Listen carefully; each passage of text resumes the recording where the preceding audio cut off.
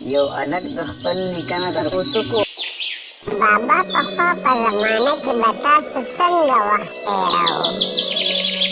بجلي نه وه، ګیس نه و، انټرنیټ نه و، کمپیوټر نه و، فلم نه و، ټي وي نه و، ایسي نه و، ګاډی نه و، موبایل فون نه و.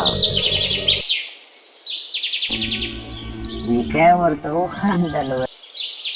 بچیا څنګه چې اوس تاسو وخت تېروئ، قرآن نشته، دین نشته، اسلام نشته، مونځ نشته، روژه نشته، شفقت نشته، احترام نشته، ادب نشته، اخلاق نشته، شرم نشته، حیا نشته.